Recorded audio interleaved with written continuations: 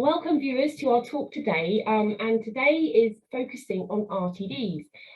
Now ready to drinks have become a bit of a boom in recent years, surging up through lockdown really and having the convenience of it. However, they're not necessarily so easy to make. There are challenges involved, and if you're considering doing this video should prove very helpful for you with the decisions you'll be making going forward.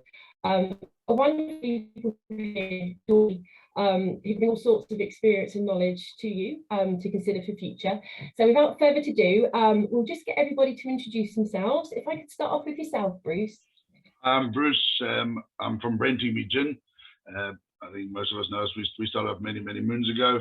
We started in Brentingby. We've just moved into the centre of Melton Mowbray, based in the Midlands. We're a relatively new gin company. I think we're going on 5 years this September, I think. Yeah, we've gone hopefully what I like to consider from strength to strength. I think we've managed to. I think we're still away in the battle scars from COVID and bits and pieces, but I think fundamentally COVID has also allowed those who've used the time practically to develop new ideas and to build on sort of new dynamics and being dynamic and moving in the industry and trying to keep up with what's coming and what's going. You know, we are considered one of the smaller guys. We are a craft distillery, and yeah, it's just been a fun time learning and meeting people like yourselves. Fantastic. Thanks for that, Bruce. And on to yourself, Carmen. I'm Carmen. I'm the founder of 58 & Co. We are a B Corp certified gin and vodka distillery based out of East London. So we launched an RTD coming out to now 2 years ago. So it was a nice big journey to go through in the middle of COVID, but it has been a great learning experience. And yeah, we continue to do that as well as gin and vodka. Brilliant. Thank you so much, Carmen. And yourself, Hayley. Hi, my name's Hayley. I'm a product developer, part co-founder of Liquid Fusion, which is a development consultancy across the whole of the beverage sector, with a reasonably high level of big launches in RTDs and helping clients launch their products. Fantastic, thank you. So hopefully you can see we've got a really good range. I'm really excited about the conversation today. So jumping into it, what are the reasons for wanting to create an RTD? They do seem very popular, but what was your reason, Bruce? I think again, I use the word craft and artisanal very loosely because some people agree with it, some people don't. But it was about giving the opportunity to stand out from other brands. It was always going to be, for me personally, it was always about drinks taste rather than being in the can. It was, if I'd done research on the market, we'd looked at the market, we'd seen most of the market produce RTDs at about 4%, if I'm not mistaken, off the top of my head. I appreciate it's a lot nowadays down to volume, cost, and strategy, but they never quite tasted like a gin and tonic. You know, I had these visions a long time ago when I started Brentingby. A gin and tonic always sort of, you know, dare I say, cucumber sandwich, hot weather type, you know, that summertime drink, if I can say that. And sort of the RTD was a great way for, as you can hear, I'm from Saifi originally. It was that traveling ability to be able to throw 6 cans into the back of a car, onto a boat, go camping. Pretty much you could drink on the go, throw away. And for me, it was about quality, really. It was about trying to better what was on the market.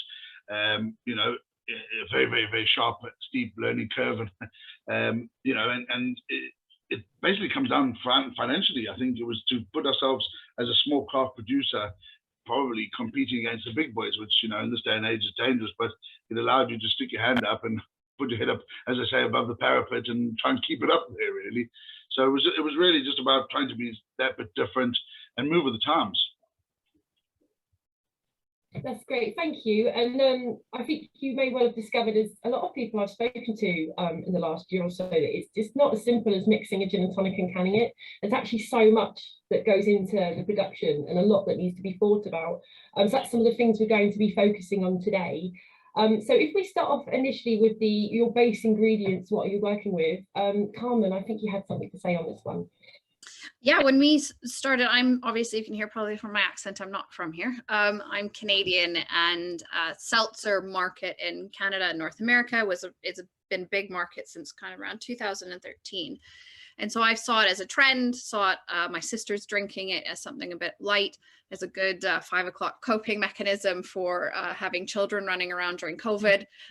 It was something that I wanted, something light that you weren't drinking. If you're going to be drinking water and alcohol, why not put the best alcohol you can in that drink?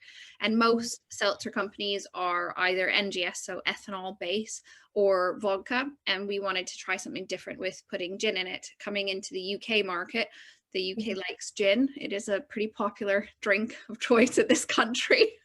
So we wanted to put the best kind of gin and a sparkling water together to have something light and refreshing. We wanted it a low ABV. Our gins are on the higher end of the ABVs, sitting anywhere from 40 to 57.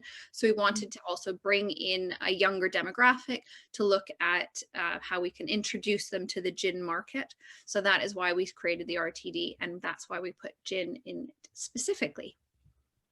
Fantastic, thank you very much. And looking at carbonation, the CO2 element is again something that can prove a bit more difficult if you're not quite sure what you're doing with that. So Hayley, I think you've got a few words on that for us. Yeah, so CO2 obviously is quite influential in how the actual drink is enjoyed by the consumer. We've got certain criteria that if we are at a very low carbohydrate content, like in the hard seltzers, we have to push harder to actually keep that CO2 in there once it's been poured. Whilst if we enjoy ourselves with a little bit more carbohydrate, then obviously that's managing to hold the CO2 in better within the matrix. Likewise, if we ever have other components such as proteins, etc. But the essence is the colder the liquid, the more CO2 you'll be able to push in there under pressure. Typically in a can, if we're then pasteurizing that can to give us shelf life, we have a problem in the fact that cans don't like high CO2, and they tend to become distorted or become bottomed out like weeble wobbles. So sometimes if the consumer is really wanting a high CO2 content, then we have to look at adding preservatives and not pasteurize, or defaulting to probably the heavier pack format of the RTD bottle as opposed to the can, because the can does have limitations, even though for lots of venues in ready to drink, it's often seen as the pack format of choice. Fantastic, thank you so much for that. That's really helpful. And can design is another thing to consider, because again, it's the thing that makes people pick it up. If they're not aware of your gin already or your spirit already, you need that can design to appeal to people to get them to pick it up in the first place. And I know you've been looking at this at the moment, Carmen. Well, we actually are redesigning our cans. It has been a massive learning curve. When we launched and when we started doing the development of the products, there was very little out there in the market. So there's lots more, which is great because it's helped educating the consumer. So there is going to be more consumers bringing awareness to seltzers, to RTDs in particular. But you really do have to look at the cues you're giving the client. It comes down to who are you targeting and why are you targeting them? So when it comes to color, it comes to look, are you targeting the health and fitness and the very clean lines and keeping it natural, or are you going after color? Are you going after brightness? Your age category you're looking at. You have to also really look at where this is going to sit on a shelf in the shops, especially for convenience, fast picking up, going on a train. I can't tell you how many times I have stood in the can aisle and people thought I was crazy because you just stand there and look. Or I'll be in the shop with my husband and he's like, can we leave? And I was like, no, I just need to go look at the cans. So I definitely had moments during COVID when I would walk in and just stare at shelves. People were running with toilet roll and I was just looking at cans. So, but shelf life or shelf design and how yours is going to stand up. That could be color, it could be very little color, but it really is who you're trying to target as a customer. Brilliant, thank you. That's really, really good advice there, thank you. And moving on to, this is something, because I wrote a piece for Spirits Beacon on this subject a little while ago, and one thing I just hadn't considered was the minimum order quantity. So even when you get everything together, you have to be producing, you have to buy in a minimum order quantity. You generally have to make a minimum order quantity to sell on. So there's a lot involved in that. And Bruce, I think you've got a bit on that for us. I think that coming back to the fundamentals was what created this. when we went out to the market, I'm sure Carmen and everyone else, so Haley will know quite well as well herself. Minimum order quantities with most of the canning lines is probably about 10,000. You know, for the smaller companies, that's quite a big financial hit when you take into account the financial aspect of the can, the lid, you know, the line, the process, everything that add on to that. You know, 10,000 for one of the small guys, you know, probably most of the smaller guys don't make that. You know, now you must spend, and there's no guarantee that you sell a product. Come back to that shelf life, the carbonation. There's no system out there that was developed to actually do it feasibly. You know, I appreciate that the bigger companies, it's not feasible for them to run such small order quantities, but you know, I worked with a few people in the industry trying to do a collaboration where we could split up the canning and break down the minimum order quantity. So 5 companies would come together, we take 2,000 cans each, and go forth. But again, then you've got to change tanks. There's a whole process when it comes to that, and the companies don't like that. Again, with the different, as Eddie was touching on there earlier, the different products that you have in the matrix. The minute you change a product, my product might be slightly different to somebody else, or if they had a slow gin, the CO2 levels and preservatives had to change. So it wasn't feasible, and hence what came down to the line to it worked out that it was probably cheaper to go and buy our own line, a smaller line, and try and do it ourselves. Really, you know, it's the line isn't set up our side, but it's a case of we can then run limited quantities. Again, I think there was a shortage, if I'm not mistaken. I'm sure maybe Haley will be able to confirm this, but there was a point where you couldn't get cans. Cans even became cans had problems last year. And that was global. That didn't matter whether you were Europe, Australia, wherever. Lots of cans not being there. You know, so all these. I mean, I think, to be honest, I think the industry is seeing the shortage at the moment of various products. I mean, glass is a shortage. You know, trying not to deviate too much, but it's very difficult as a small producer to come forward feasibly, shall we say, and financially viable to create these cans. And it was easier to do it ourselves. I know on the market now there's little individual canning machines. I think if off the top of my head, I think it's Gorilla Canning or somebody does these individual canning. But again, you know, it's not as simple as just mix your gin and tonic, pour it in the can and cap it. You know, there's all that goes from the pasteurization, the preservatives that you might potentially use, the CO2 levels. You know, to really have that quality drink in a can, the science behind it is phenomenal. You know, I take my hat off to someone like Haley and all the people I work with that work with the stuff. You know. Brilliant. Thanks ever so much. And yeah, I would like to move on to Haley as well to talk a little bit about preservatives and shelf life and distribution. That was another thing I hadn't quite thought out in my head before I went on this journey of discovery with RTDs. So if you could share a little bit about that and the sort of things people need to consider, it would be really helpful. Yeah, so basically your RTD is typically, even if we are treating ourselves to a nice 7.8% ABV, or even 12% on some of the latest RTD cocktails that I've developed, that isn't really enough in order to make a product stable ambient shelf life storage, which we're looking at least minimum 12 months, ideally targeting at least 24 months for the product from date of manufacture to sensory shelf life. Just a note, this shelf life should never be about microbial. The product should be stable irregardless. And a lot of people seem to be always asking me, well, what's the shelf life? What's the shelf life? The shelf life for an ambient product is endless. The shelf life from a sensory point of view and a brand attribute, that is what you as the brand define.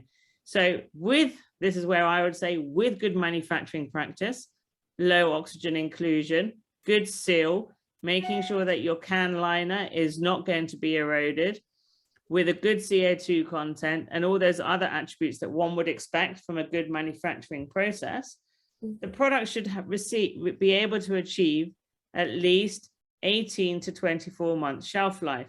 And then it is, how does your taste come down, and at what point, if you are the first time consumer of that product, do you feel that is still acceptable for your brand, or has it fallen below your brand attributes? So we can achieve this ambient stability of our liquid through either pasteurization, which for easy way to understand it, we heat a product up, we cool it back down. And during that heating process, if the product is below a pH of 4.2, and not with very high risk ingredients, we can either do that through cooking the product, i.e. pasteurization in a controlled manner, or we can add preservatives. Obviously on alcoholic drinks currently, there is no legal requirement for labeling, although there is an increasing trend to label them. So you may or may not wish to use preservatives depending on your brand standpoint. The preservative with a low microbial load inhibits microbial growth. It does not kill it. So adding preservatives is not a magic wand to poor production. It doesn't just remove it, it just stops from anything happening further on. So we now have that ambient product, and then we need to get it into distribution. So most small brands, when I look at, we also have a small little, this is not an alcoholic brand, it's a non-alc brand.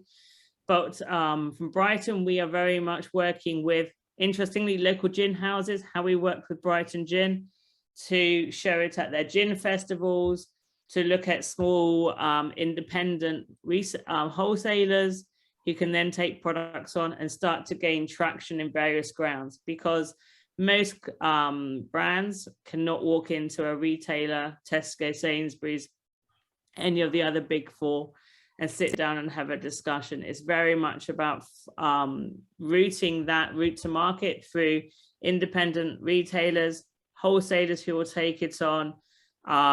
If you have a high-end brand like some of the gin products maybe, then this is also where small independent hotel chains might be interested, and it can be something unique that they can offer. And this is how the distribution channels engage and get bigger. And then when you have got credibility and a trading history with market data, that's when you can start to expand further and look at people like Waitrose, etc., who are often the keenest to accept new brands. That's amazing. That is such a wealth of information there. Thank you so much. Yeah, that's incredible. Really amazing for everybody watching, I should imagine, and for Bruce and Carmen too, I think, who sat there like, oh yeah. I listen to Hayley all day. Yeah, right? Thank you so much for coming on, Hayley. Yeah, free consultants today. I mean, it's funny enough, it kind of brings me to, because one of the final questions was, you know, like, do you go down third party or do you look at making it yourself? And we've obviously, you know, Bruce is looking at his line. I know, Carmen, you mentioned it as well. I think obviously, Hayley, you've demonstrated quite well there, you know, like what you get when you go to somebody who makes it. You get all this information, this knowledge, and these years of experience of making these products. I don't really know where to go from that, actually. It's kind of almost like a mic drop situation. But equally, Bruce, would you like to tell us a bit more about the canning line and what you're looking to do? And I know, Carmen, you've mentioned it, essentially what you guys were talking about earlier. Did you want to talk a bit about that as well? Yeah, you know, we're doing it ourselves really, pretty much. It's financially slightly more viable. You know, I can write off various bits and pieces, the cost of the machine and stuff. Something that I'd love to discuss further with Hayley as well, you know, is all the attributes of the pasteurization. So these are all extra bits on top of these canning lines. You know, this is all the extras. I might drop myself in it at the moment. We're potentially looking at preservatives for the CO2 levels that we wish to achieve. So, you know, I don't know if this is proprietary. I don't know. It'd be interesting to hear what people's thoughts are on the various acids out there that people use, like the potassium sorbates, ascorbic acids, or citric acids. Be interesting to see what people mention out there, you know, and what works well for them. But we use one of those products, and we try and increase our CO2. So in the CO2 system, we haven't actually fundamentally tested our line, but it's on price point and volume. You know, if I were to buy 10,000 cans, I don't have to produce all 10,000 cans. It would allow me to do a small batch approach, like Waitrose, like your supermarkets, like Sainsbury's. I'm petrified of Tesco's, but a few of these rightly people. So. I think everyone understands that, but you know, it's and I understand their business models, but you know, for us, it's about trying to control it I won't lie. I will say that I've had sleepless nights and I found it very, very difficult. You know, I have worked with various professors and things like that to learn, you know, in the non-alcoholic aspect to the canning as well. It's probably been more difficult. But financially, I think it allows us the opportunity not to go bust and not have to outlay such a huge capital investment to go for these 10,000 cans. So, you know, I could produce, say, 1,000, 2,000, take it to market. If it doesn't work at the end of the day, I've really not invested that much money by the machinery, which will carry a capital investment and possible resale value if it were to go bang. But you know, it gives us an opportunity, one, to learn, and two, to control the process. You know, these big houses, they have the specialists. You literally just send them your gin, they mix it. You tell them what you want. You tell them how many parts per million for your CO2 level. They just mix it, send you a sample. Next minute you've got 10,000. Come and collect your 10,000 and pay a very big bill. I didn't have that capital. I don't think, you know, you know, everything we've done fundamentally is from the ground up. But it's been an experience. And I'm also one of these people, you know, if you weren't aware, I trained under Tom Nicol, and it was a case of, I like to learn. I want to understand it.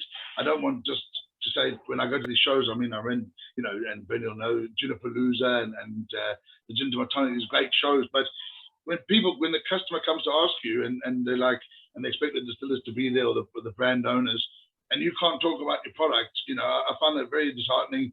I've been to a few shows now where I've met new clients who, you know, don't necessarily have their own distillery, but they don't actually understand their own product, or they don't even know the botanicals in their product. And I think that's sad. You know, I think for me personally, you know, even if I got to work with these professionals in the market, it's about me understanding my brand and what I'm putting on the market, on the shelf, for people to enjoy. And if I can't understand that, I don't, you know, it's not just about pumping something out. It's a bit more the control aspect for me.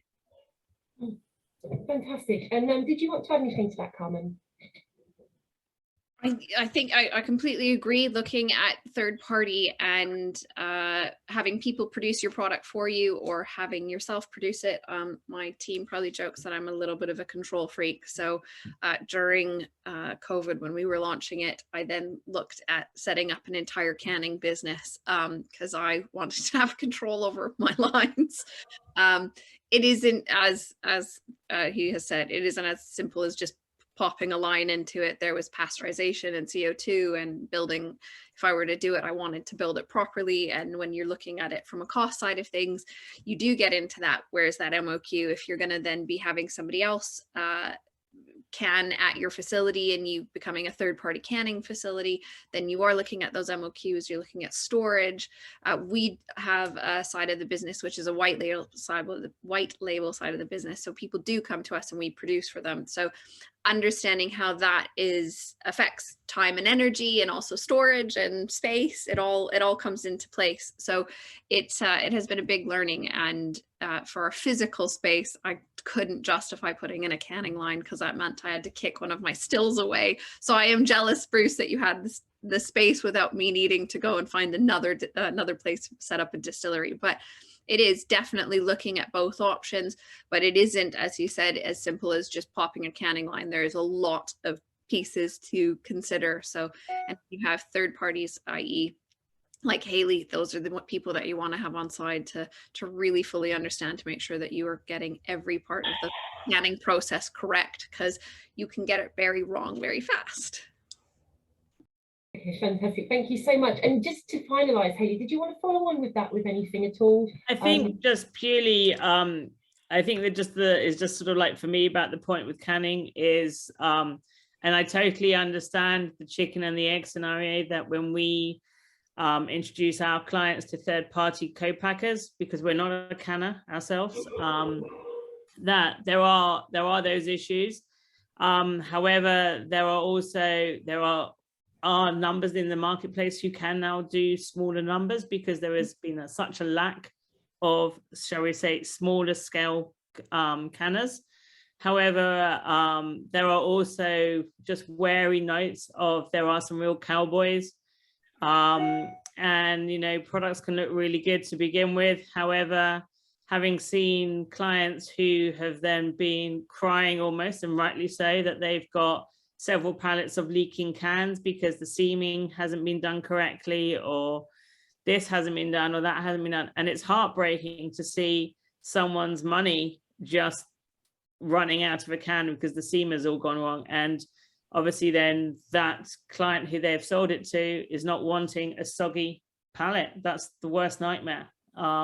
So it's do your homework, make sure that the co-packer or the line that you're using is robust, has got historical data in achieving similar products, and just make sure that those T's are crossed really and I's dotted, and then you should be all right. Brilliant. Thank you so much. Okay. Oh, that was really enjoyable. Thank you so much. I really enjoyed that, and I felt like I learned so much. So I'm really hoping people watching it will feel the same.